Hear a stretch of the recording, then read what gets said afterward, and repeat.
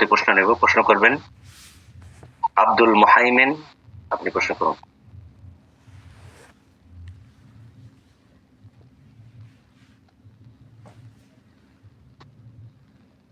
Abdul Muhaimin, ফোনটা unmute করে দিয়ে প্রশ্ন করুন।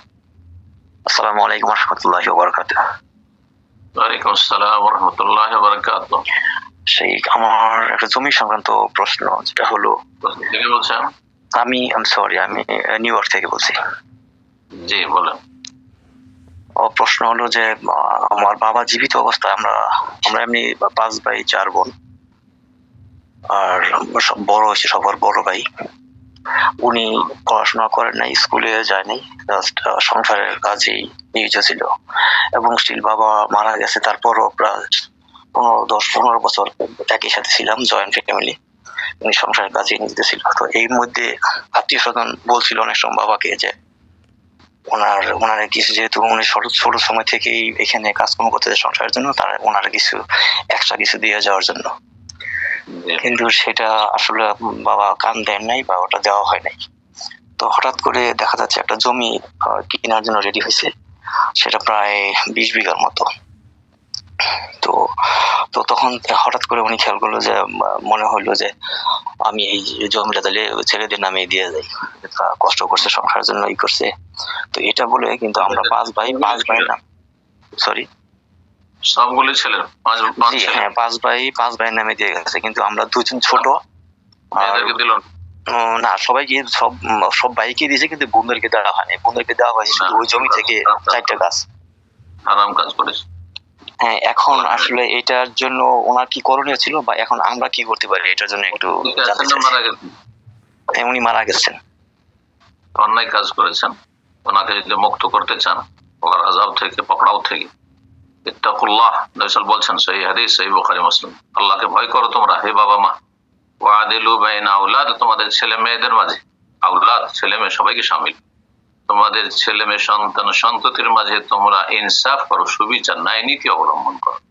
সুতরাং দিলে সবাইকে দিতে হবে। 20 বিঘা জমি যে দিয়ে গেছেন উনি শুধু ছেলেদের, এটা হারাম কাজ হয়েছে, কাবিরা গুনাহ হয়েছে। আল্লাহ তাকে মুক্ত করার আপনাদেরকে তৌফিক দান করুন। তবে বড় ভাই যিনি দীর্ঘ সময়,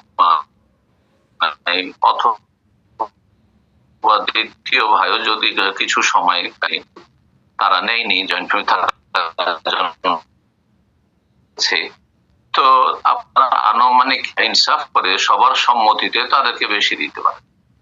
ভাই বোনদের সম্মতিতে সবাই মিলে আপনারা একটা আলোচনার মাধ্যমে, যে আমরা বড় ভাইকে, যেহেতু তার অবদান রয়েছে, বাবার সাথে অনেকদিন কাজ করেছে, তাকে আমরা সবাই বেশি দেবো।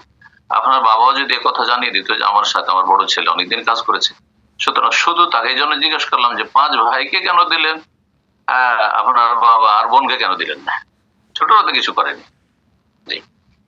তো বড় ভাইকে যদি দিত, আর সেটা আপনাদের জানিয়ে দিত যে তোমার বড় ভাই বা তোমাদের বড় ভাই যেহেতু আমার বড় ছেলে একটু বেশি কাজ কাম করেছে, আমার সাথে সংসারে থেকেছে, আর সেজন্য তাকে বেশি দিচ্ছে, তো এতটা যাইছে, এটা ঠিক ছিল, এটা তার জন্য ইনসাফ ছিল। জি, জাযাকুমুল্লাহ।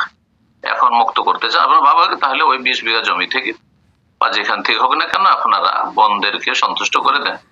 আর বোনেরা শরীয়তের মাসলা যায় না, সেই জন্য আপনি কানাকে হাইকোর্ট দেখে সন্তুষ্ট করতে তাও চলবে না। আপনি দেন তাদেরকে দেন যে আমরা পেয়েছি, ধরেন 5 বিয়ে করে, আমাদের তার অর্ধেক, 2.5 বিয়ে করে দিলাম, এভাবে দিতে হবে। বারাকাল্লাহ। প্রশ্ন করবেন মাহিরা নুরতাজ। জি, আপনি প্রশ্ন করুন। জি, আসসালামু আলাইকুম ওয়া রাহমাতুল্লাহি ওয়া বারাকাতুহু। শেখ, ওয়ালাইকুম আসসালাম ওয়া রাহমাতুল্লাহি ওয়া বারাকাতুহু। জি শেখ, আমার প্রশ্ন যাকাত সম্পর্কিতই। যদি কারো আপনার বক্তব্যে যেটা বোঝা গেল যে ইনকাম যদি হালাল না হয় তাহলে তার ক্ষেত্রে যাকাত প্রযোজ্য নয়, এটা কি সঠিক? এটা কি করে বুঝলেন আপনি? আমি তো বলিনি। না, ইনকাম তো হালাল হইতে হবে, এটা আপনি বললেন যে ইনকাম হালাল হইতে হবে। তো হারাম করলে, হারাম যদি রোজগার করে সেজন্য যাকাত দিবে না? সেটাই আমার কোশ্চেন ছিল প্রথম থেকে, যে একজন মহিলা যিনি ডক্টর, কিন্তু উনি হিজাব মেনটেন করে চলেন না, তো সেক্ষেত্রে ওনার ইনকাম তো হালাল হবে না। এটাও হতো, আবার কোথায় দিয়ে দিল, কে দিয়ে দিল আপনার, যে হেজাব মেনটেন না করলেও রুজি হারাম হয়ে যাবে। ওই উনারই এক আত্মীয় বলতেছে যে ওর ইনকামই তো হালাল না, ওর আবার জাকাত দিতে। এই কথাটা কতটুকু বলা প্রযোজ্য, এটাই আমার কোশ্চেন। হেদায়েত করুক, আপনি কথা বোঝার চেষ্টা করেন। আপনি তো ফতোয়া দিচ্ছেন হেজাব তার উপরে ফরজ ছিল, কিন্তু হেজাবের এগেনিস্টে কি তাকে সরকার স্যালারি দিচ্ছে বা হাসপাতাল তাকে স্যালারি দিচ্ছে যে তুমি হেজাব করছো সেজন্য দিচ্ছি, বা হেজাব করছো না সেজন্য দিচ্ছি না? বোঝার চেষ্টা করেন। হেজাব তার উপর আলাদা ফরজ, সালাত নামাজ তার উপর আলাদা ফরজ, আর সে যে ডিউটিটা ঠিকভাবে করছে, ফাঁকিবাজি করছে না, 8 ঘন্টা ডিউটি 8 ঘন্টা ডিউটি করে স্যালারি নিচ্ছে, তার রোজি হালাল। হেজাব করছেন সে গুনাহগার, অন্য দিয়ে গুনাহগার হচ্ছে। জাযাকাল্লাহ খাইর। হারাম পয়সা তো জাকাত ফরজ।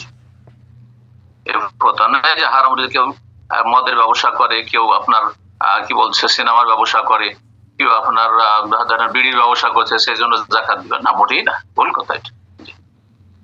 জাযাকাল্লাহ খাইর। প্রশ্ন করবেন উম্মে জাহিদ, আপনি প্রশ্ন করুন।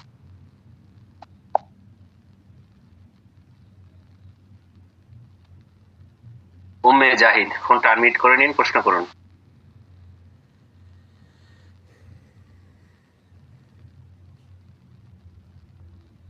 ইনশাআল্লাহ আমরা এ পর্যায়ে সুযোগ করে দেব আরেকজনকে। প্রশ্ন করবেন আব্দুল্লাহ বিন আব্দুর রহমান, আপনি প্রশ্ন করেন। আসসালামু আলাইকুম ওয়া রাহমাতুল্লাহি ওয়া বারাকাতুহু। ওয়ালাইকুম আসসালাম ওয়া রাহমাতুল্লাহি ওয়া বারাকাতুহু। জি সম্মানিত শায়েখ, আমি বাংলাদেশ থেকে বলছি। জি বলেন। আমার একটা প্রশ্ন আছে। প্রশ্নটা হচ্ছে, একজন নিঃসন্তান ব্যক্তি, তার একজন পালক সন্তান রয়েছে, একজন কন্যা সন্তান, তার ভাই ভাতিজা ভাতিজিও রয়েছে, কিন্তু তিনি তার সম্পত্তি ধীরে ধীরে বিক্রি করে দিচ্ছেন, ইনটেনশনালি হোক কিংবা তার প্রয়োজনেই হোক, প্রায় সমস্ত সম্পত্তি বিক্রি করে দিচ্ছেন।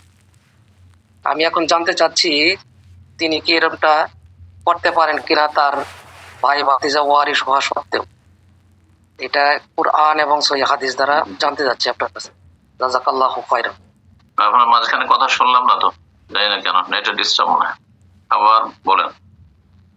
বললাম, একজন ব্যক্তি নিঃসন্তান, পালক সন্তান রয়েছে, একজন কন্যা সন্তান রয়েছে, পালক কন্যা সন্তান। তার ভাই সন্তান নাই, পালক রয়েছে, তার সন্তান, পালক সন্তান। তার আবার তার ভাই এবং ভাতিজা ভাতিজিয়ারা রয়েছে, যারা তার সম্পত্তির হয়তো ওয়ারিশ হবে। এখন তিনি তার সম্পত্তির প্রায় সমস্ত অংশই বিক্রি করে দিচ্ছেন। এটা ইনটেনশনালি করতেছেন কিনা কিংবা এমনিতেই করছেন কিনা, এটা আসলে কতটা শরিয়াত সম্মত, কোরআন এবং হাদিসের কেন বিক্রি করছেন? তার অভাব আছে সেই জন্য, না কিসের জন্য বিক্রি করছেন?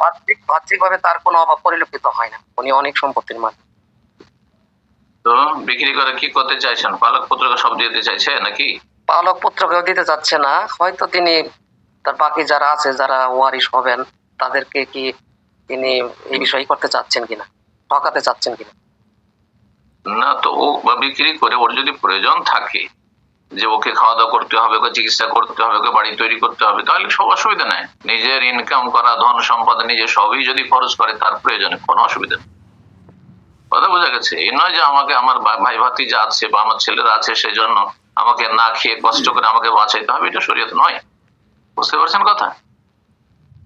এখানে আপনার যেটা জানার বিষয় সেটা হচ্ছে যে তার পালক যে মেয়ে রয়েছে, সে ওয়ারিস হবে না, সে ওয়ারিস হবে না, তার ছেলে নয়, তার মেয়ে নয় সেটা। তাহলে তাকে যদি কিছু দিতে চায় তাহলে ওসিয়তের মাধ্যমে দিতে হবে, আর ওসিয়ত 3 ভাগের 1 ভাগের কম হইতে হবে। নবী সাল্লাল্লাহু বলেছেন 1/3, 3 ভাগের 1 ভাগ হচ্ছে অনেক বেশি, তার কম রাখতে হবে। হ্যাঁ, এতটা দিতে পারে। তাহলে মূল যে ধন সম্পদ ওই লোকের রয়েছে, তার 3 ভাগের 1 ভাগ বা তার কম 4 ভাগের 1 ভাগ দিয়ে দিবে, দিতে পারে মেয়েকে। আর তারপরে বাকি যেগুলো থাকবে থাকবে। তার স্ত্রী যদি তারপরে বেঁচে থাকে, তারপরে জীবদ্দশায় কেন সব দিবে না? জীবদ্দশা মোটে দিবে না, কাউকে দিবে না জীবদ্দশা। সারা জীবন আরো বাঁচতে পারে, 10 বছর তার প্রয়োজন হইতে পারে। কি খাবে সে? বিক্রি করে খাবে। বুঝতে পারছেন? যখন মারা যাবে তার আগে ওসিয়ত করে দেবে যে আমার ইন্তেকালের পরে আমার এই যে পালক মেয়েটিকে নিয়েছিলাম একে এতটা দিয়ে দিও, আর সেটা 3/1 কম হইতে হবে, তার বেশি হইলে সেটা বাস্তবায়ন হবে না, নাজায়েজ কাজ হবে।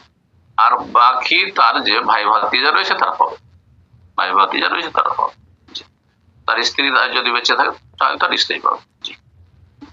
আল্লাহ যেভাবে ভাগ করেছেন সে যার যতটা ভাগ দিয়েছেন ওইভাবে পাবে। জাযাকাল্লাহ খায়ের। প্রশ্ন করবেন উম্মে জাহিদ, ফোন আনমিউট করে নিন, প্রশ্ন করুন। আসসালামু আলাইকুম ওয়া রাহমাতুল্লাহি ওয়া বারাকাতুহু। ওয়ালাইকুম আসসালাম ওয়া রাহমাতুল্লাহি ওয়া বারাকাতুহু। জি শেখ, আমি বাংলাদেশ থেকে বলছিলাম। বলেন। শেখ, আমার প্রশ্ন হলো যে মেয়েরা যখন গর্ভবতী হয় তখন যে নর্মাল ডেলিভারি হয় আর সিজার যখন হয় মানে তখন কয়দিন পর মানে নামাজ পড়া যায় মানে নর্মাল ডেলিভারি ও সিজারের সময় সিজারের পরে? যখন নেফাস বন্ধ হবে, নেফাস যে প্রসূতির যে ব্লিডিং রয়েছে রক্ত ক্ষরণ সেটা যখন বন্ধ হয়ে যাবে তখন সালাত আদি করবে। আর যদি রক্ত চলতেই থাকে, রক্ত বের হতেই থাকে, তাহলে ম্যাক্সিমাম 40 দিন পরে সেটা অসুখের কারণে ধরে নেবে, ইস্তেহাজাত হবে। এমনিতে 40 দিন নাই, ধরেন সিজার হয়েছে আর তারপরে 3 দিন 4 দিন 5 দিন পরে রক্ত বন্ধ হয়ে গেছে, কোনো ব্লিডিং আসছে না, তাহলে সে পাক হয়ে গেছে, গোসল করে সালাত আদায় করবে। জাযাকাল্লাহ খায়ের। প্রশ্ন করবেন সিরাজুল এসকে, আপনি প্রশ্ন করুন। আসসালামু আলাইকুম ওয়া রাহমাতুল্লাহি ওয়া বারাকাতুহু। ওয়ালাইকুম আসসালাম ওয়া রাহমাতুল্লাহি ওয়া বারাকাতুহু। জি শেখ, আমি কেরালা থেকে বলছি। বলেন।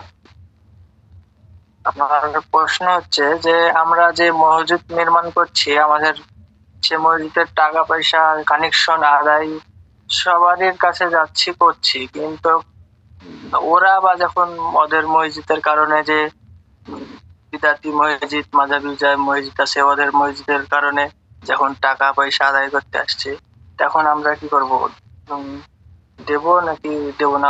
যে বিদাত হচ্ছে ওদের মসজিদে, বেদাত মানে বড় শিরক যদি হয়, বড় শিরক হয়, গায়রুল্লাহকে আল্লাহ ছাড়া অন্যকে ডাকা হয়, তাহলে সেসব মসজিদে, যেসব মসজিদে আল্লাহ ছাড়া অন্যকে ডাকা হবে সেসব মসজিদে সহযোগিতা জায়েজ নয়, সেসব মাদ্রাসায় সেসব প্রতিষ্ঠান সহযোগিতা জায়েজ নয়। জি। বাকি যদি কিছু বিদাত করে হয়তো, কিন্তু আপনার বিদাত করলো বড় শিরক করে না, তাহলে তাদের মসজিদে প্রতিবেশী, আশেপাশে, গ্রামবাসী, এলাকাবাসী তাহলে দিতে পারেন, কারণ তারা মুসলিম এবং সেগুলো মসজিদ, কোন জায়গায় বিদাত হলে সেগুলো মসজিদ, কিন্তু শিরক হলে সেটা মসজিদ থাকলো না। মসজিদ তৈরি করে আপনি ইয়া গৌস মদদ গায়রুল্লাহকে ডাকবেন, ইয়া খাজা মদদ ডাকবেন গায়রুল্লাহ, এর জন্য তো মসজিদ। ওয়ান্নাল মাসাজিদা লিল্লাহ, আল্লাহ সূরা জিনা বলছেন মসজিদ তো আল্লাহর, সুতরাং ফালা তাদউ মা আল্লাহ আহাদা, সুতরাং আল্লাহ ছাড়া কাউকে ডাকবে না, মসজিদও ডাকবে না আর অন্য কোথাও ডাকবে না, সালাতের ভিতরেও ডাকবে না, বাইরেও ডাকবে। ফালা তাদউ মা আল্লাহ আহাদ, আল্লাহ ছাড়া কাউকে আহ্বান করবেন। প্রশ্ন করবেন এমডি মাসুদ আলম, জি আপনি ফোনটা আনমিউট করে নিন, প্রশ্ন করুন। আসসালামু আলাইকুম ওয়া রাহমাতুল্লাহি ওয়া বারাকাতুহু। ওয়ালাইকুম আসসালাম ওয়া রাহমাতুল্লাহি ওয়া বারাকাতুহু। কেমন আছেন শেখ? জি আলহামদুলিল্লাহ। বলেন কোথা আল্লাহর থেকে? জন্য আপনাকে ভালো রাখুন। হাবাকুমুল্লাহ। বলেন কোথেকে? কলকাতা থেকে, বাড়ি মালদা জেলা। মাশাআল্লাহ। শেখ, আমার দুটি সংযুক্ত প্রশ্ন আছে। হুম, চলে ঠিক আছে, তাড়াতাড়ি বল। তো বলছিলাম শেখ, রাত 1টার সময় যখন ঘুমাতে যাই শেখ, তো এই ভেতরটা রেখে কি 2 রাকাত নামাজ পড়ে কি ঘুমাতে পারবো? ওটা কি পড়তে পারবো শেখ? যদি ওঠা নিশ্চিত থাকে মোটামুটি তাহলে ঘুমাতে পারবে। না না শেখ, আমি রাত 1টা অবধি জেগে থাকি শেখ, কাজ করি শেখ। অসুবিধা না ফজর আগে পড়তে পারবে বেতর, যদি নিশ্চিত হও মোটামুটি, হ্যাঁ, তাহলে রাখতে পারবে বেতন। আর যদি দেখা যায় যে না আমি প্রায় দিনে উঠতে পারি না, এরকম মনে করি আবেগে যে চলো ফজরের আগে বেতনটা পড়বো, আরো কিছু নামাজ পড়বো, তাহাজ্জুদ পড়বো, আর দিয়ে ঘুমিয়ে যাচ্ছ আর বেতর ছুটে যাচ্ছে, ফজর আজান হয়ে যাচ্ছে, তাহলে বেতর পড়ে ঘুমাইতে হবে। আবু হুরায়রা রাদিয়াল্লাহু তাআলা আনহুকে নবী সাল্লাল্লাহু আলাইহি ওয়াসাল্লাম বেতর পড়ে ঘুমিয়ে যেতে বলেছিলেন।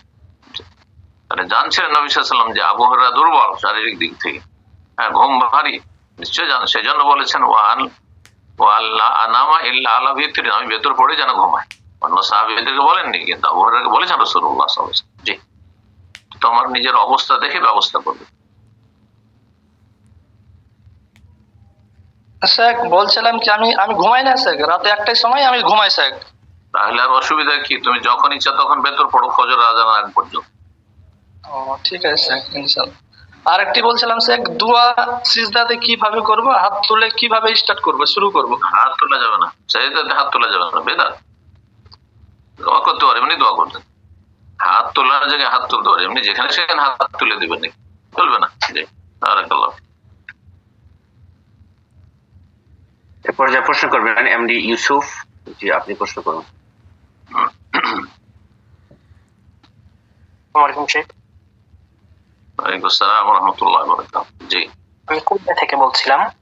আমার জীবনের শুরুর দিকে নামাজের প্রতি অনেক উদাসীন ছিলাম, বিশেষ করে আমার স্ত্রী 2-3 দিন নামাজ পড়ে না, এমন দিন গেছে। এখন আমরা আলহামদুলিল্লাহ 5 ওয়াক্ত নামাজ ঠিকভাবে পড়ি। তবে সালাফ সম্বন্ধে যখন জানতে পারি তখন যে নামাজ না পড়লে কাফের হয়ে যায় এবং বৈবাহিক সম্পর্ক সমস্যা আসতে পারে। আমার প্রশ্ন হচ্ছে, আমার স্ত্রী যে মাঝে মাঝে 2-3 দিন নামাজ পড়ে না, এর জন্য কি আমাদের সম্পর্কে কোনো সমস্যা হয়ে যায়? 2-3 দিন পড়ে না মানে ইচ্ছা করে পড়ে না, না পাওয়ার কারণে পড়ে না? হ্যাঁ, ইচ্ছা করে। ইচ্ছা করে মানে এখনো পড়ে না? না, এখন 5 ওয়াক্ত নামাজ পড়ে। হ্যাঁ, তো যা আগে হয়েছে হয়েছে। হ্যাঁ, ফালাহুমা সালাফু আমরুহু ইলাল্লাহ, আল্লাহর ফয়সালা আল্লাহ কোরআনে বলছেন। বোঝা গেছে, যখন মানুষ গুনাহ থেকে মুক্ত হয়ে যায়, অতীতে যা হয়েছে আল্লাহ মাফ করে দিচ্ছেন। ঠিক আছে, বারাকাল্লাহ ফিক। জাযাকাল্লাহ খায়ের। প্রশ্ন করবেন। ঘাটতিগুলো পূরণ করবে নফল নামাজের মধ্যে, বেশি বেশি সুন্নত নফল, তাহাজ্জুদ, সালাত, দুহা, চাষতে নামাজ এগুলো পড়ে ঘাটতি পূরণ করার চেষ্টা করবো, অতীতে যা হয়েছে স্বামী স্ত্রী মিলে। আল্লাহ তৌফিক দান। আমিন। প্রশ্ন করবেন নূপুর। আপনি ফোন আনমিউট করে নিন, প্রশ্ন করুন। আসসালামু আলাইকুম ওয়ালাইকুম আসসালাম ওয়া রাহমাতুল্লাহি ওয়া বারাকাতুহু। জি, আমি বাংলাদেশ থেকে বলছি। বলেন। জি শেখ, আমার প্রশ্নটা হচ্ছে, আমরা যে সালাম ফিরানোর আগে 4টা জিনিস থেকে আল্লাহর কাছে আশ্রয় কামনা করি, ওই সাথেই আছে আল্লাহুম্মা ইন্নী আউযু বিকা মিনাল মা'সামি ওয়া মিনাল মাগরাম। এটুকু কি সহি কিনা? সহি, ওটাও সহি, বুখারীতে রয়েছে, পড়তে পারেন। কোন কোন riwayate বেশি আছে। আর আরেকটা হচ্ছে, আমি ফরজ সালাত পড়তেছি কিন্তু আমার মা দেখতেছে না রুমের ভিতরে, না আমার মা ডাকলে আমি কি ওই সালাতটা ছেড়ে দিব কিনা? ফরজ নামাজ? জি জি। না, ফরজ ছাড়া যাবে না। যে কেউ ডাকো, স্বামী ডাকলেও যাওয়া যাবে, ফরজ ছাড়া যাবে না। এমার্জেন্সি কোথাও ছেলে হয়তো আগুন হাত দিতে যাচ্ছে, পানিতে ডুবতে যাচ্ছে, দুর্ঘটনা অ্যাক্সিডেন্ট ঘটিয়ে দিতে পারে, তখন শুধু নামাজ ছাড়া। সাপ চলে এসছে, হিংস্র পশু চলে এসছে, আক্রমণ করতে পারে, তখন শুধু ফরজ নামাজ ছাড়া যাবে। ফরজ নামাজ বাপ মায়ের ডাকে, স্বামীর ডাকে, কারো ডাকে ছাড়া যাবে। হ্যাঁ, সুন্নত নামাজ ছেড়ে দিতে পারবেন, নামাজ ছেড়ে দিতে। প্রশ্ন করবেন আব্দুল কাসিম। আপনি ফোনটা আনমিউট করে নিন, প্রশ্ন করুন। আসসালামু আলাইকুম ওয়া রাহমাতুল্লাহি ওয়া বারাকাতুহু। ওয়ালাইকুম আসসালাম ওয়া রাহমাতুল্লাহি ওয়া বারাকাতুহু। জি, আমি বাংলাদেশ নারায়ণগঞ্জ থেকে বলছি। বলেন। জি, আমার প্রশ্ন হচ্ছে, আমি যখন জামাতে সালাত আদায় করি, মানে 1 রাকাত শেষ হয়ে গেলে আমি 2য় রাকাতে যখন শরীক হই, তখন ইমাম তাশাহুদ পড়লে আমি কি তাশাহুদ পড়বো নাকি চুপ থাকবো? না না, পড়বেন। আমি বহুবার বলেছি, শাইখ ইবনে উসাইমিন রাহিমাহুল্লাহ তিনি বলছেন, লা সুকুতা ফিস সালাহ, সালাতে কোথাও নীরবতা নেই, চুপ থাকা নেই। আসলে কি জন্য চুপ থাকবেন? আপনি আল্লাহর ইবাদত করছেন, শুধু আল্লাহর সাথে কথা বলবেন। আপনি আল্লাহর সাথে কথা বলার জন্য তো তাকবীর তাহরিমা দিয়ে আপনি সালাত শুরু করেছেন। কোনো জায়গায় নীরবতা নেই। আপনি সূরা পড়ার সময় সূরা পড়তে থাকবেন, দোয়া পড়ার সময় দোয়া পড়তে থাকবেন, শোনার সময় শুনুন, একমাত্র শোনার সময় উচ্চ স্বরে তেলাওয়াত হচ্ছে, সূরা ফাতিহা পড়ে নেওয়ার পর বাকি সূরাগুলি শুনতে থাকবেন, বাকি আয়াত শুনতে থাকবেন ইমাম সাহেব। কিন্তু যোহরের সালাতে, আসরের সালাতে আপনার তেলাওয়াত শেষ হয়ে গেছে, তারপরে আলহামদুলিল্লাহ সূরা পড়ে আপনি চুপ হয়ে দাঁড়িয়ে আছেন, না, ঠিক নয়। আসলে এইরকমই 10 বার 20 বার লম্বা সিজদা ধারে ইমাম করছে, আপনি তাসবিহ পড়তে থাকেন, দোয়া করতে থাকেন। আপনি আত্মীয় শেষ হয়েছে, দুরুদ শেষ, দোয়া মাসুরা শেষ হয়েছে দুটো, বা সহি গদ বাঁধা দুটো হাদিসের, আর তারপরে আর পড়বেন না? না, দোয়া পড়তে থাকেন আপনি। ওই রকমই আপনার প্রথম রাকাতে তাশাহুদ, ইমাম সাহেবের তাশাহুদ হয়ে গেছে, আপনি আত্মীয়াত পড়তে থাকেন, আত্মীয়াত পড়তে থাকেন। আত্মীয়াত পড়া শেষ হয়েছে, তারপরে আপনি দোয়া পড়তে থাকেন, দরুদ পড়তে থাকেন, আল্লাহুম্মা সাল্লি আলা মুহাম্মাদ, নবীর জন্য দোয়া করছেন। জি, কিন্তু চুপ থাকা যাবে না, কোথাও চুপ থাকা নেই। জাযাকাল্লাহ খায়ের। প্রশ্ন করবেন নাজমুল হক। জি, আপনি প্রশ্ন করুন। আসসালামু আলাইকুম। আসসালামু রাহমাতুল্লাহি ওয়া বারাকাতুহু। জি, বাংলাদেশ থেকে বলছিলাম। বলেন।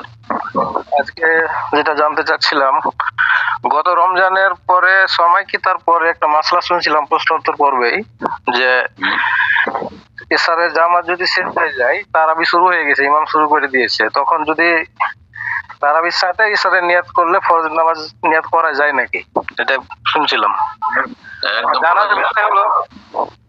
আমার জানার বিষয়টা হলো, তো ইমাম সাহেব তো 2 রাকাত নামাজ পড়ে সালাম ফিরে দিবে, কিন্তু আমি ওই অবস্থায় কি করব যদি এরকম সিচুয়েশন হয়ে যায়? আপনি উঠে যাবেন, আপনি উঠে গিয়ে আপনার পুরা করবেন, সমস্যা কোথায়? জি, জাযাকাল্লাহ খায়ের। প্রশ্ন করবেন তারাবিতে লাগবে, তারপর যতটা তারাবি পেলেন, কিন্তু আগে হচ্ছে আপনার ফরজ। জি, প্রশ্ন করবেন আল আমিন। আপনি প্রশ্ন করুন। আসসালামু আলাইকুম ওয়া রাহমাতুল্লাহি ওয়া বারাকাতুহু। ওয়ালাইকুম আসসালাম ওয়া রাহমাতুল্লাহি ওয়া বারাকাতুহু। কেমন আছেন? জি, আলহামদুলিল্লাহ। কোথায় বলছেন বলেন? বাংলাদেশ থেকে বলছিলাম। বলেন। কোন মসজিদে ফরজ সালাতের নামাজের জামাতে শুরু হওয়ার সময় ইমাম অথবা নামাজ পড়ানোর মতো কেউ না থাকলে তখন আমাকে যেতে বললে আমি কি যাব? বিশেষ দ্রষ্টব্য মসজিদে নামাজ পড়লে নামাজ শেষে সম্মিলিত মুনাজাত করতে হবে, সেই ক্ষেত্রে করণীয় কি? যদি আপনার চাইতে যোগ্য কেউ না থাকে অবশ্যই যাবেন, অথবা আপনার চাইতে যোগ্য কেউ আছে কিন্তু যেতেই চাই না, তো একজনকে অনুমতি করতে হবে। বেশি যোগ্য থাকতে কম যোগ্য, আফজাল থাকতে বেশি উত্তম থাকতে মাফজুল, যে উত্তম নয় তার ইমামতি যায় সমস্ত আইমায়ে কেরামদের নিকটে। বোঝা গেছে না? তো আপনি দেখবেন যদি আপনার চাইতে কেউ সিনিয়র থাকে, দিন সম্পর্কে জ্ঞানী, কোরআন বেশি মুখস্থ আছে, কোরআন সুন্দর তেলাওয়াত, কিন্তু যেতে চায় না, অনেকে লজ্জা করে, অনেকে সাহস করে না, যাবে না ও, তাহলে একটু সারতে হবে কাউ, তাহলে আপনি পড়াবেন। এখন তারপরে মোনাজাত করবেন কিনা বেদাতি মোনাজাত, যদি দেখেন যে সেখানে ঝামেলা বাঁধবে না, আপনাকে মেনে নেবে, তাহলে করবেন না, কারণ অন্যায়ের প্রতিবাদ করা যথাসাধ্য ফরজ, এটি অন্যায় কাজ। বেদাত করা সম্মিলিত মোনাজাত অন্যায় কাজ। কিন্তু যদি দেখা যায় যে এর চেয়ে বড় ঝামেলা হয়ে যাবে, আমি দোয়াটা করে দিলে মারামারি হইতো না বা গন্ডগোল হইতো না, 2 পার্টি হয়ে যাবে, কিছু আপনার সাথে হবে, কিছু আপনার বিরোধী হয়ে যাবে, আর আপোষে লাগিয়ে দিবে, জাহেল মূর্খ সমাজ মারপিট লাগিয়ে দিবে, থানা পুলিশ করে ফেলে। পশ্চিমবঙ্গে এক সময় থানা পুলিশ করেছে, একই মসজিদে 2 জামাত হয়েছে, কথিত আহলে হাদিস, আর তারপরে থানা পুলিশ পর্যন্ত করেছে, অমুসলিম পুলিশদেরকে ডাকতে হয়েছে শান্তি রক্ষার জন্য। তো এইরকম পরিস্থিতি তৈরি হতে দেবেন না। তাদের অনিষ্ট থেকে রক্ষার জন্য, তাদের অজ্ঞতা থেকে বাঁচার জন্য আপনি দোয়া করে দিবেন। জি, বারাকাল্লাহ। আমিন। প্রশ্ন করবেন সুমাইয়া। আপনি প্রশ্ন করুন। আসসালামু আলাইকুম ওয়া রাহমাতুল্লাহি ওয়া বারাকাতুহু। সম্মানিত শেখ। ওয়ালাইকুম আসসালাম ওয়া রাহমাতুল্লাহি ওয়া বারাকাতুহু। জি, আমি বাংলাদেশ থেকে বলছি। আমার প্রশ্ন হচ্ছে, আমাদের দেশে তো অনেক মানুষই বিদাত করে, মানে বিদাতি, বিশেষ করে আমাদের এলাকার সব মসজিদই বিদাতি মসজিদ, মানে বিদাতিদের ভরপুর। আমাদের এলাকায় হাতে গোনা 5-6 জন যুবক আমার চেনা মতন, যে ওরা সালাফি বা সহিহ আকীদার। এখন আমার প্রশ্ন হচ্ছে, আমরা যদি মারা যাই, যেমন আমি যদি মারা যাই, আমার এলাকার সবাই তো বিদাত করে, যেমন অনেকে মারা গেলে দেখতে পারি যে মরার পরপরই কোরআন নিয়ে খতম করা শুরু করে, তারপরে মসজিদে থাকে, মরার লাশের উপরে একটা আয়াতুল কুরসি লিখা, কাপড় দেয়, আরো অনেক বিদাত করে। সব মিলে মানে আমার জানা অজানা অনেক বিদাত করে তারা। এখন আমার কথা হচ্ছে, আমি যদি মারা যাই, ওরা যদি এগুলা করে, এতে কি আমার কি গুনাহ হবে? আমার ফ্যামিলির সবাই এত সহি আকীদার না, ওরাও যদি করে, কিন্তু আমার তো ইচ্ছা নাই এসব করার, কারণ আমি এসব অপছন্দ করি, তারাও জানে। এক্ষেত্রে তারা যদি করে আমার সাথে এটা, এতে কি আমার কি গুনাহ হবে? ঠিক আছে, বুঝতে পেরেছি। প্রশ্ন গুরুত্বপূর্ণ প্রশ্ন। উত্তর হচ্ছে, যদি কোনো এলাকায় কোনো বেদাতি আমল থাকে, প্রচলন থাকে বেদাতের, মানে মাইয়াত সংক্রান্ত, মৃত্যুকে বা মাইয়াতকে কেন্দ্র করে যেমনটা বললেন, তাহলে প্রত্যেক যারা সহি আকীদার অনুসারী, কোরআন অনুসারী, তাদের জন্য উচিত হবে, আবশ্যক হবে ওসিয়ত করে যাওয়া। আপনজনকে, বাপ মা ভাই বোনকে ওসিয়ত করে যাবে যে আমার মারা যাওয়ার পরে যেন এসব বেদাত গুলি না হয়। এসব বেদাত গুলো কোরআন খতম করা, আর তারপরে কিছু লিখে রাখা সেই কাপড়ে, চাদরে ইত্যাদি যেসব বেদাত গুলি সমাজে আছে, অথবা বিভিন্ন রকমের অনুষ্ঠান করা, ভোজ ভাজ করা, সব হারাম কাজ, বেদাত, এগুলো যেন না হয়। আর তারপরে রোদন করে কান্না যেন না হয়, জি, এসব না হয়। আর তারপরে আমাদের সমাজে মূর্খামি আরো আছে, পুরুষ লোকেরা মহিলা মাইয়াতের মুখ দেখতে আসে, যে চলে যাচ্ছে দুনিয়াতে, একটু দেখে আসে, আর মহিলারা পুরুষকে দেখতে যায়, গোটা গ্রামবাসী এলাকাবাসী ছুটে আসে, সব হারাম নাজায়েজ কাজ। তো এগুলোর ক্ষেত্রে ওসিয়ত করে যেতে হবে যে এগুলো যেন না হয়। তারপরে যদি তারা করে, আপনার আত্মীয় স্বজন, পরিবারের সদস্য যারা আছে আপনার ইন্তেকালের পর, তারা যদি করে, তো তারা গুনাহগার, আপনি গুনাহ থেকে মুক্ত হয়ে যাবেন। এক কথায় আপনি মুক্তি লাভের জন্য তাদেরকে ওসিয়ত করে যাবেন যে আমার ইমামতি করবে সহি আকীদার অমুক ব্যক্তি, যাতে কোনো বেদাতি ইমামতি না করে আমার জানা যায়, আর আমার ইন্তেকালের পরে কোনো বেদাত যেন না করা হয়, এই বেদাত গুলি যেগুলো প্রচলিত বেদাত সমাজে। বারাকাল্লাহ। আমিন। প্রশ্ন করবেন রাজিবুল, জি আপনি প্রশ্ন করুন। আসসালামু আলাইকুম শেখ। ওয়ালাইকুম আসসালাম ওয়া রাহমাতুল্লাহি ওয়া বারাকাতুহু। জি, পশ্চিমবঙ্গের বর্ধমান থেকে বলছি। বলেন। আমার দাদু প্রায় 11-12 বছর আগে মারা গেছেন আর কি। তখন মানে পুকুরের যে জমি প্রাপ্য, সেটা মানে আমার আব্বা না জানার কারণে তখন দেয়নি, যে মানে তখনই দিয়ে দিতে হয়। পরে এখন বুঝতে পারছেন যে ওটা তখনই দিয়ে দেওয়া উচিত ছিল, কিন্তু এখন দিয়ে দিচ্ছেন। কিন্তু এত বছর যে আব্বা চাষ করে যে লাভটা পেয়েছে, সেটাও কি এখন দিয়ে দিতে হবে তাদেরকে? হ্যাঁ, যদি তারা দাবি করে অবশ্যই দিয়ে দিতে হবে। আর তাদের হক, আসলে দাবি না করলে দিয়ে দেওয়া উচিত। তাদের জানে না, বুঝে না। আমাদের দেশের মহিলারা যদি জানতো নিজের ন্যায্য অধিকার, তাহলে তো আরো সোচ্চার হতো এইসব বিষয়। কিন্তু আমাদের দেশের দিনের জ্ঞান নেয়, মনে করে যে ভাইয়ের কাছ থেকে বাবার ধন সম্পদ নিয়ে চলে আসবো, এটা দুর্ব্যবহার হয়ে যাবে, আর ভাইয়ের সাথে সম্পর্ক খারাপ হয়ে যাবে, ইত্যাদি ইত্যাদি। কি বলবে মানুষে, এসব অজ্ঞতার কারণে আসলে। ন্যায্য অধিকার, আবার বাবা কেন ছাড়েন না, একটা পয়সা কেন ছাড়েন না, এতদিন ভোগ করছে কেন, আর জায়েজ না এগুলো। সুতরাং ওই ফুকুদেরকে বলতে হবে, যদি আপনার বাবা বেঁচে থাকে, বলবে যে এতদিন আমি জমির ফসল খেয়েছি, মোটামুটি আনুমানিক প্রত্যেক বছর এতটা ফসল হয়, এত বিঘা জমিতে, এত ফসল তোমার জমিতে হয়েছে, তুমি চাইলে আমি টাকা বা ফসল দিই, অথবা এমনি দিয়ে দিতে চাইবে। চাইলে কেন, কেউ যদি না চায় এখন টাকা ধার দিয়ে, তো আপনি দেবেন না? ওই রকম ঋণ, এগুলো বান্দার হক, আল্লাহ হেদায়েত করুন, দিয়ে দিতে চাইতে হবে। ফুকুদেরকে বলতে হবে যে এতদিন, জায়েজ না।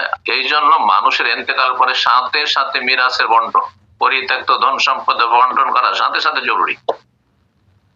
জি, এই না যে 1 বছর 2 বছর 5 বছর 10 বছর 20 বছর জমি জায়গায় ভাগ হয়, খারাপ কাজ, অবিচার হচ্ছে। জি, বারাকাল্লাহ ফিক। আমিন। প্রশ্ন করবেন শফিউল্লাহ, শফি আপনি প্রশ্ন করুন।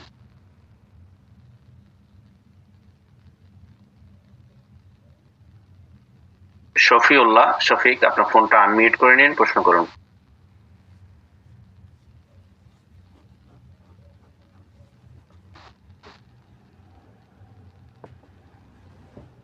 এরপর যা প্রশ্ন করবেন কামাল হোসেন। আচ্ছা, 1 মিনিট আমি সময় চাচ্ছি। কামাল হোসেন ভাই, আপনি একটু পরে প্রশ্ন করুন। শফিউল্লাহ, শফিক আপনার ফোন আনমিউট হয়েছে, প্রশ্ন করুন। জি, আসসালামু আলাইকুম ওয়া রাহমাতুল্লাহ। ওয়ালাইকুম আসসালাম ওয়া রাহমাতুল্লাহি ওয়া বারাকাতুহু। জি, বলেন। শেখ, আমি সৌদি আরব রিয়াদ থেকে। বলেন। শেখ, আমার প্রশ্ন হচ্ছে, আমি 2 সপ্তাহ আগে প্রশ্ন করেছিলাম। আমার বাবা মারা গেছে গত ডিসেম্বরে, আল্লাহ রহম করে। জি বলেন। 30 তারিখ। তো আমার প্রশ্ন আমি ডাবল হয়ে গেছে তাই করি নাই। তো আমার প্রশ্ন হচ্ছে, আমার কিছু মানে ছবি আছে আমার মোবাইলে, এই ছবিগুলো কি আমার রাখাতে কোনো গুনাহ হবে? আবার কি আমার বাড়িতে মোবাইলে আছে, আগে হজে আসছিল ওইখানে আব্বার সাথে তুলছিলাম, এই ধরনের ছবি কি মানে সোশ্যাল মিডিয়া থাকলে বা আমার মোবাইলে থাকলে কি গুনাহ হবে কিনা, এটা আমার প্রশ্ন আর কি। ছবি রাখা আসলে হচ্ছে জায়েজ নয়। আসলে এই ছবি রাখার কি সার্থকতা আছে? শুধু আবেগ, আমার আব্বার ছবিটা দেখবো, করবো, আমার স্বামীর ছবিটা দেখবো না, ছবি রাখেন না। এই ছবিগুলো নিশ্চিন্ন করে দেন। নবী সাল্লাল্লাহু আলাইহি ওয়াসাল্লাম নিশ্চিন্ন করতে বলেছেন। আলী রাদিয়াল্লাহু তাআলা উঁচা কবর যেখানে দেখো সমতল করে দাও, এবং যে কোনো জায়গায় যদি কোনো ছবি দেখো প্রাণীর, তাহলে সেটাকে ইল্লা তামাসসাহু, তাহলে সেটাকে কি করো, এবং নিশ্চিন্ন করে দাও, মুছে দাও। সুতরাং সেগুলি নষ্ট করে দেবেন। অন্তর থেকে স্মরণ রাখবেন বাপ মাকে বা মুসলিম ভাই বোনদেরকে, এবং তাদের জন্য দোয়া করবেন বেশি বেশি। সেটা কাজে আসবে, আপনারও কাজে আসবে, তাদেরও কাজে আসবে। বারাকাল্লাহ। প্রশ্ন করবেন কামাল হোসেন। প্রশ্ন করুন।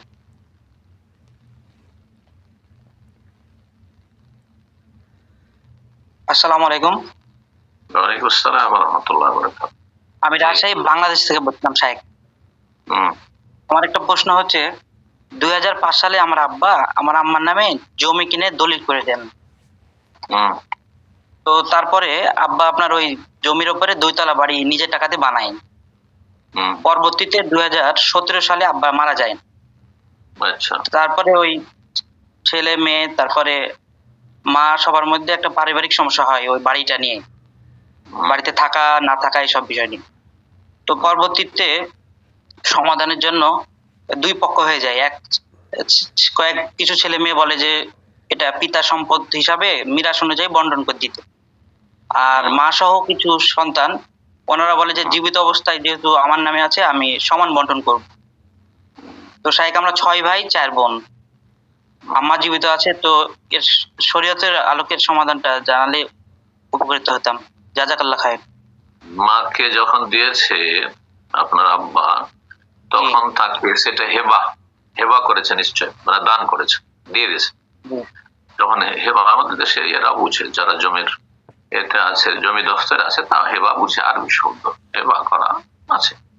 আর এখানে ছেলে মেয়েদের মাঝে অবিচার করেনি। যদি এক ছেলেকে দিত, এক মেয়েকে দিত, আর কাউকে না দিত, এইটা অবিচার হইতো। স্ত্রীকে দিতে পারে, স্ত্রীকে জমি দিয়েছে, মোহর ছাড়া আলাদা দিতে পারে, জমি জায়গা দিয়েছে আর সেখানে বাড়ি করে দিয়েছে। আর আপনার বাবা দিয়ে কথা বলেনি যে যদিও তোমার মায়ের নাম আছে কিন্তু এটার মালিক আমি, এমন কথা বলেনি। হেবাই করে দিয়েছে, দান করে দিয়েছে।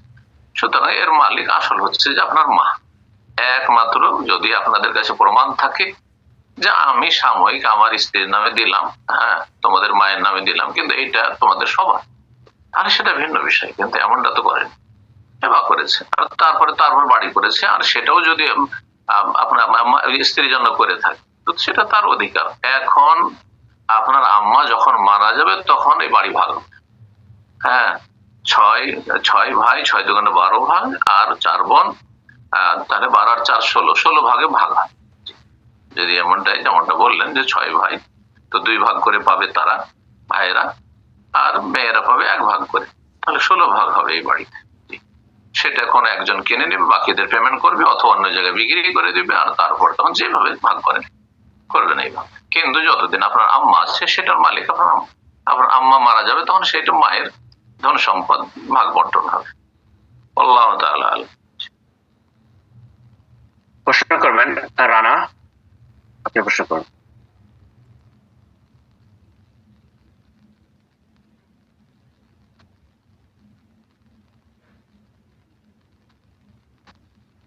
আসসালামু আলাইকুম ওয়া রাহমাতুল্লাহ। ওয়ালাইকুম আসসালাম ওয়া রাহমাতুল্লাহি ওয়া বারাকাতুহু। স্যার কেমন আছেন? জি আলহামদুলিল্লাহ। কোথা থেকে? আপনি এখন? আমি হচ্ছে কেরালা থেকে। আপনি সৌদি আরবে আছেন? হ্যাঁ সৌদি আরবে। আচ্ছা, একটু বলবেন যে আপনি বাড়ি কবে আসবেন? আপনার সাথে মানে দেখা করা খুব শখ আমার। প্রশ্ন আছে একটা ছোট্ট। যখন আসবো তখন জানতে পারবে, এখন প্রশ্ন থাকলে বলো। আচ্ছা, পার্সোনাল বলতে যে সুযোগ নেই, সব লেখা আছে। জি, আচ্ছা, ফজরে যে 2 রাকাত সুন্নাত, সোশ্যাল মিডিয়ার যুগ, যখন যাব প্রোগ্রাম হবে জানতে পেরে নেবেন ইনশাআল্লাহ। এখন তো কোনো নিশ্চিত নাই যে এই সময় আমি বাড়ি যাই, এরকম বাঁধা ধরা নেই, যখন প্রয়োজন তখন যাবো। তো আমরা একবার এসেছিলেন, আমি তখন বাইরে ছিলাম, তো এই জন্য যাওয়া হয়নি। যাক, অসুবিধা নেই, ইনশাআল্লাহ আল্লাহ দেখা করাবে ইনশাআল্লাহ, নিয়ত থাকলে। ইনশাআল্লাহ ইনশাআল্লাহ। তো বলতে প্রশ্ন যে আমরা জানি যে যখন হচ্ছে একামত যখন হয়, তো প্রত্যেক সমস্ত সালাত বন্ধ, ফরজ ছাড়া সমস্ত সুন্নাত নফল সব বন্ধ, ঠিক আছে? তখন ফজরের যখন যে 2 রাকাত সুন্নাত নামাজ যখন আমরা পড়ি, ঠিক আছে? তো পড়তে পড়তে এক এক সময় কি হয় যে দেখা যাচ্ছে 2 রাকাত শেষ হয়ে গেল, শুনতে পাচ্ছেন? এখন প্রশ্ন কি বুঝতে পারছি? প্রশ্নটাই তো করছি যে যখন আমরা বৈঠকে বসি 2 রাকাতের সুন্নাতে, তখন দেখা যাচ্ছে একামত হচ্ছে শুরু হয়ে গেল, ঠিক আছে? তখন আত্মাই তো হয়ে গেল যে আমাদের যে দুরূদ শরীফটা বাকি আছে, এইটা কি পড়বো না একামত যখন হবে উঠে পড়বো, কোনটা? না, যদি প্রথম রাকাতে থাকো আর একামত হয়ে গেছে তাহলে ছেড়ে দিবে, দ্বিতীয় রাকাতে চলে গেছো তাহলে সংক্ষেপ করে সেরে নেবে। আল্লাহ এটাই বলেছে, ঠিক আছে? দ্বিতীয় রাকাতে পৌঁছে গেছো, সংক্ষেপ করে সেরে নেবে। আর একেবারে শেষে যদি চলে গিয়ে থাকো যে এখন আত্মাতে বসে গেছে, অবশ্যই পুরা করবে, সমস্ত দুরূদ পড়বে, পক্ষে দুরূদ পর্যন্ত পড়বে, দোয়া মাসুরা পড়া সুন্নাত, আর তারপরে সালাম ফিরবে, ইনশাআল্লাহ সুন্নাত হয়ে যাবে। কিন্তু ভুল হচ্ছে আমাদের হানাফি ভাই বোনদের বা ভাইদের, বিশেষ করে মসজিদে গেলে দেখছে জামাত চলছে আর বিভিন্ন জায়গায় ডানে বামে করছে, এটা না যায়, এই নামাজ হবেই না। যখন সালাতের ইকামত হয়ে যাবে তখন ফরজ ছাড়া অন্য কোনো নামাজ নেই, নামাজ শুরু করা তো যাবে না। আর প্রথম রাকাতেই যদি থাকেন আর আপনি সুন্নাত পড়তে থাকেন, তো আপনার ওই ইমামের সাথে যে ফরজ প্রথম রাকাত ছুটে যাবে, রুকুতে চলে বা রুকুতে উঠে যাবে, তো সেই জন্য জায়েজ নাই। কিন্তু দ্বিতীয় রাকাতে আছে না, আপনি তাড়াতাড়ি করে সংক্ষেপ করে আর তারপর প্রথম রাকাতে ধরে নিতে পারবেন, তেলাওয়াতে ধরে নিতে পারবেন রুকুর আগে, তাহলে ওলামারা বলেছেন যে এতটা জায়েজ আছে। আল্লাহু তাআলা। জাযাকাল্লাহু খাইর। সম্মানিত দিনী ভাই বোনেরা, আমরা প্রোগ্রাম একদম শেষ পর্যায়ে চলে এসেছি। আজকের সর্বশেষ প্রশ্ন নেব, এর মাধ্যমে আজকের প্রোগ্রাম শেষ হবে ইনশাআল্লাহ। পরবর্তীতে আমরা বাকি যারা হ্যান্ড রেজ করেছিলেন, ইনশাআল্লাহ আগামী প্রোগ্রামে আপনাদের প্রশ্নগুলো নেওয়ার চেষ্টা করব। প্রশ্ন করবেন আজমল হক, আপনি প্রশ্ন করেন।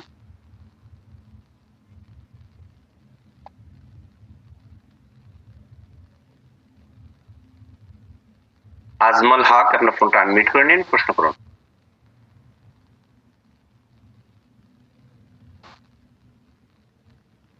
আজমল হক না তাজমুল হক, দেখেন তাই তো বুঝছে না। জি, আজমল হক। যাই হোক, সম্ভবত উনি নেই লাইনে, অনেক সময় সালাতে থাকেন। আমরা আরেকজনকে সর্বশেষ সুযোগ করে দিই ইনশাআল্লাহ। প্রশ্ন করবেন শামীম মন্ডল। জি, আপনি প্রশ্ন করুন।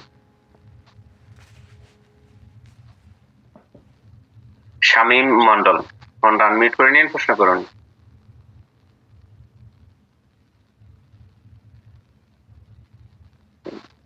তো ইনশাআল্লাহ আমরা আরো একজনকে সুযোগ করে দিই, সর্বশেষ এসকে আসগর। জি, আপনি প্রশ্ন করুন।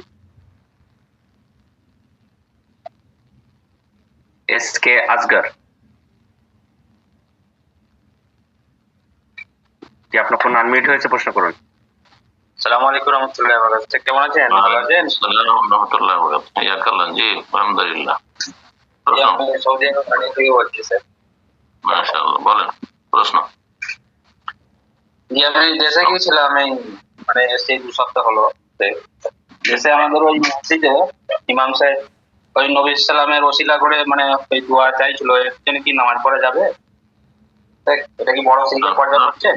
নবী সাল্লাল্লাহু আলাইহি কাছে তো চাইনি সরাসরি, না ওই মানে দোয়াটা যে মানে ওসিলা করে নবী সাল্লাল্লাহু আলাইহি কাছে সরাসরি যদি চাই তাহলে তার পিছনে সালাত জায়েজ নেই, সে বড় শিরক করবে।